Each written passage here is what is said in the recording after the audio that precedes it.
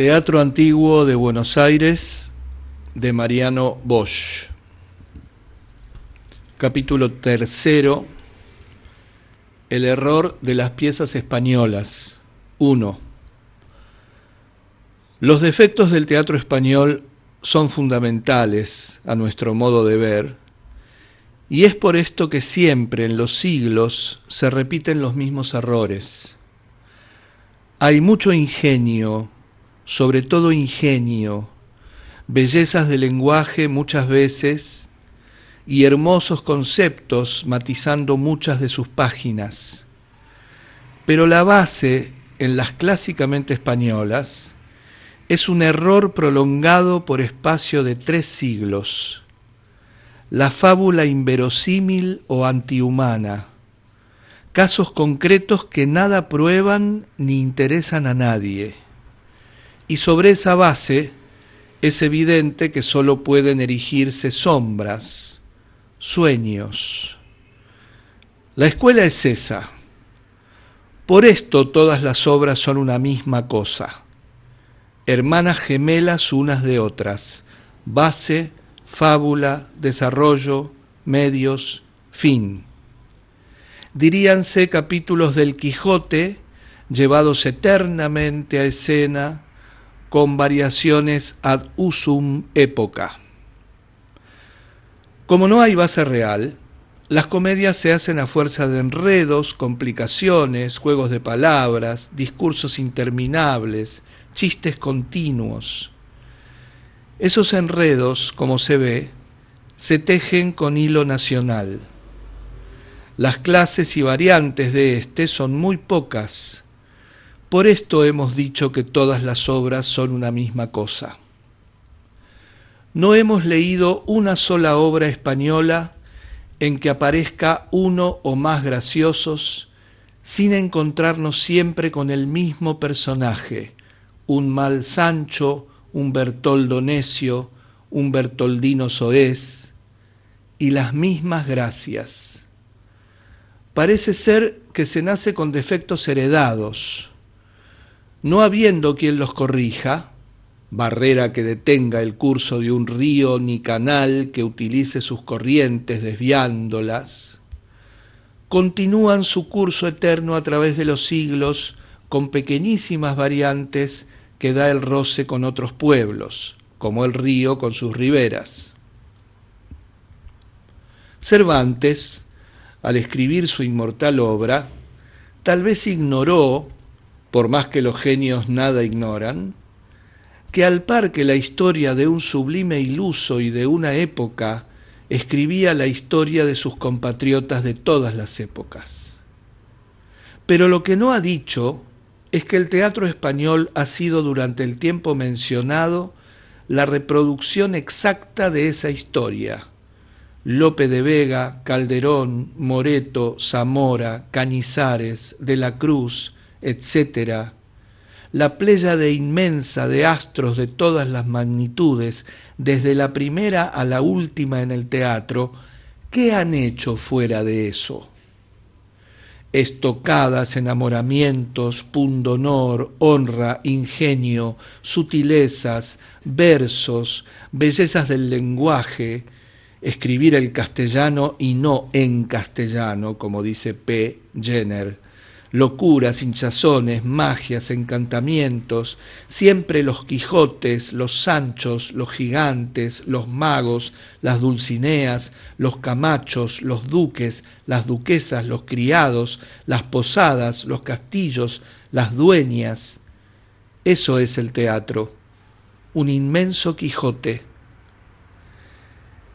El reputado escritor francés Ernest Martinenche, profundo conocedor de las obras antiguas del teatro español, en la suya, La comedia español, observa que en todas ellas el español se revela tal cual es, amoureux de l'amour, embriagado siempre con los caprichos de su imaginación exaltada, loco de la honra y la hidalguía, galante como pocos, respetuoso en extremo por su Dios, su rey y sus frailes, amigo de criados bufones, Sanchos astutos que se introducen a los salones y hacen gracias a todo trance, altivo y quisquilloso en achaques de honor como los mosqueteros y espadachines de la historia. En una palabra, el español de siempre. Cree en encantamientos, en hechizados, hasta reyes lo creían, las brujerías, los demonios y los ángeles, y sus descendientes gauchos siguieron con sus creencias. Y como cree todo eso, lo lleva al teatro. Sancho Ortiz cree que el rey, entre comillas, es representante de Dios en la tierra, y todas las comedias españolas creen lo mismo. Y los conflictos morales que nos presentan con motivo de tan nacional creencia llegan a no mover sino a indiferencia a los extranjeros, que pensamos que el rey de España era en su época un hombre lleno de pasiones como todos los hombres y perjudicialmente convencido de su superioridad sobre el resto de los mortales. 2. Todas las obras son en verso, pero en muchos, interminables versos, llenos de las más raras figuras y tropos, especialmente estos últimos. Cuando se repitió en el Coliseo de Buenos Aires, Casa con dos puertas mala es de guardar, de Calderón, en 1821, un cronista de la época decía en su diario que tenía el defecto de estar escrita en versos afectadísimos y llenos de metáforas botánicas, astronómicas, geográficas, físicas y químicas, y advertía a sus lectores el olvido de los poetas españoles que, habiéndola emprendido con todos los astros para sus comparaciones e hipérboles, dejaron en feliz virginidad al anillo de Saturno.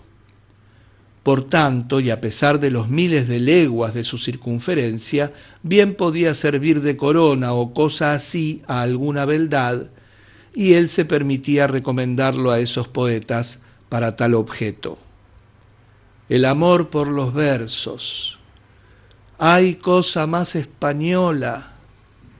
De ahí la falta de acción en todas las comedias, a causa del clásico error de confundir la obra teatral con un libro de retóricas y extorsiones del pensamiento, error que no han padecido los teatros extranjeros. Existe una obra, La cortesana en la sierra, en que doña Elvira tiene en la escena segunda una tirada de 270 versos seguidos, que al darse en nuestro país, el director de escena redujo a la cuarta parte y aún la dejó larga. Y a propósito de reducciones, debemos hacer constar complacidos que de todas las obras que se representaron en nuestro país hasta 1826, no hay una sola que no haya sido recortada para subir a escena, y no pocas corregidas con muchas ventajas para ellas. Por otra parte, esto se había hecho ya en España y con más detenimiento.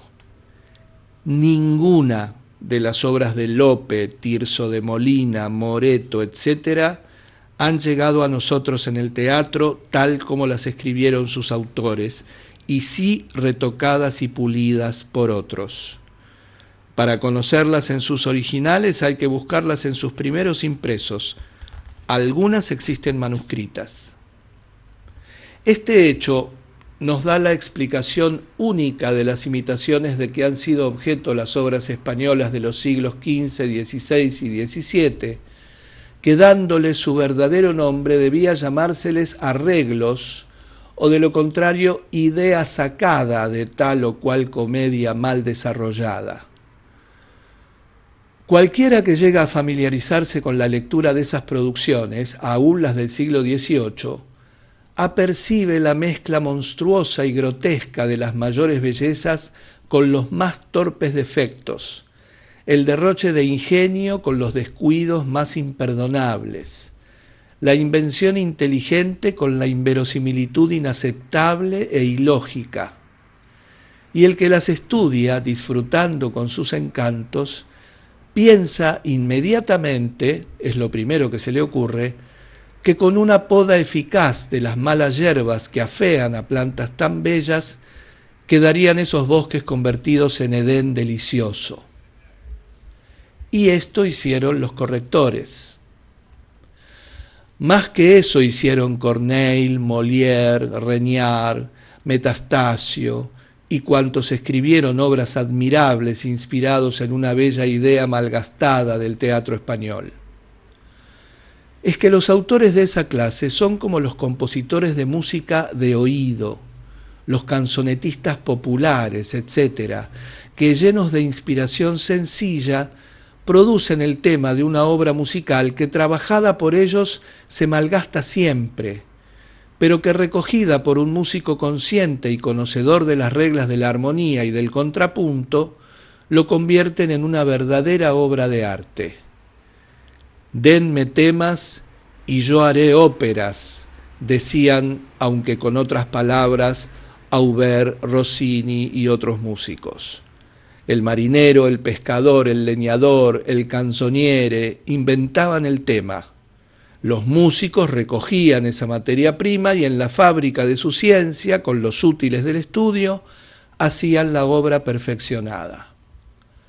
Tal fue lo que pensaron los imitadores del teatro español, abre comillas. He ahí una buena idea tristemente malgastada.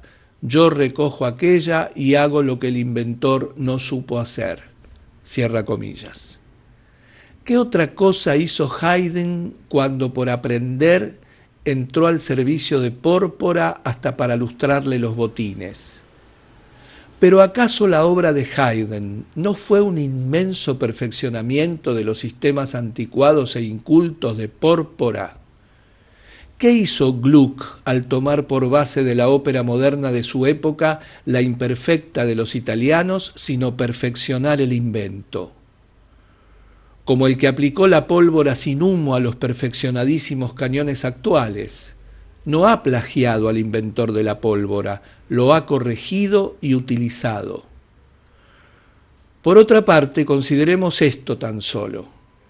Si un autor de hoy en día tomara el Otelo, el Hamlet, el Romeo y Julieta, el Fausto, y los imitara, los copiara, se aprovechara de esas ideas, ¿qué le pasaría? ¿Podría hacer cosa mejor que un plagio? Lo que perfecciona no imita. Lo que no se perfecciona, eso es la imitación condenable. Además, es el caso de preguntar si acaso los autores dramáticos del siglo XVI y XVII no eran a su vez imitadores y perfeccionadores de un arte que ya existía, y sus obras inspiradas en creaciones anteriores, posiblemente más inferiores, pero no por eso su idea fundamental menos ingeniosa. ¿Qué sabemos a cuántos autores 300 o 400 años anteriores a ellos imitaron Lope de Vega o Lope de Rueda? Pero qué mejor ejemplo. Cervantes, el autor de la obra maestra mundial y eterna que se llama Don Quijote, ¿no concibió la idea de su libro sonriendo con la lectura de obras que al fin de cuentas eran las verdaderas invenciones del género, a pesar de ser desatinos? El Quijote es un libro de caballería. Los libros de caballería no son invención de Cervantes.